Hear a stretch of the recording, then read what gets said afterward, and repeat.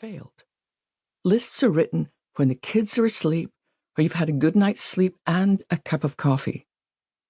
The trouble is, the kids wake up, and that impossible woman you work with gets louder and more obnoxious by the minute, and no amount of coffee is going to help. And what about our spiritual lives? That can be the most judgmental list of all. When we assume that God's love is based on our behavior, we've set ourselves up for a devastating fall. I'll pray more. I'll share my faith at work. I'll read my Bible from Genesis to the maps at the back of the book. I'll trust God without questioning. So why did I title this book, It's Okay Not to Be Okay? These words might sound a bit like a bumper sticker to you, but they don't to me. I want you to know that these words were fought for. They could sound like the waving of a white flag, 6 words of surrender, but they're not. For me, they are words of victory. I've let go of beating myself up trying to live a life that Jesus never asked me to live. The life my fresh out of seminary, determined to save the world, to love the unlovely, get 9 hours of sleep every night and never let God down, self, tried to live for so long. I don't know where you're at in life as you read this, but if I could sit down with you for a while, I'd say, take a deep breath in and hold it for 5 seconds, and then let it out. Again. Then I'd tell you that it really is okay not to be okay. That's why Jesus came. I gave my life to him when I was 11 years old. As I write, I'm 61. That's 50 years of falling down and getting back up. 50 years of trying to be worth loving. 50 years of doing the same things over and over, hoping they'll turn out differently this time. And yes, I do know that's the definition of insanity. But here's the great news. It's also 50 years of the faithfulness of God and this beautiful invitation from Christ. Are you tired? Worn out? Burned out on religion?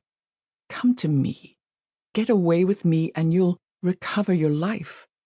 I'll show you how to take a real rest. Walk with me and work with me. Watch how I do it. Unforced rhythms of grace. I won't lay anything heavy or ill-fitting on you. Keep company with me, and you'll learn to live freely and lightly. Matthew 11, verses 28 through 30, from the Message. What a lovely place to start again. Side by side with Jesus, learning to live freely and lightly. I read an old Chinese proverb that said, the best time to plant a tree was 20 years ago. The second best time is now. I like that. I mean, these are hope-filled words. They say that we get to start again and again and again. No matter what's true in your life at this moment, I want to remind you that God loves you right now, no matter what's going on around or inside you. These words may fall flat for you right now if you find yourself in an unfamiliar place at a difficult season.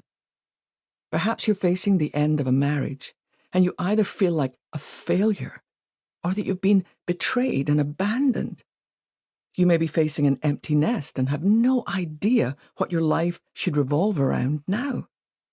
Perhaps you lost a loved one, and the very idea of moving forward not only seems impossible, it feels wrong. You may think, I've done this before. I've tried to start again and it didn't work. Or perhaps, if you're honest, you're just too tired to try. I understand that. I've been there. I'd like to simply say, gently, you were made for more. You are worth fighting for. Christ thought you were worth dying for. Would you be willing to open your heart to the possibility of moving forward one day at a time?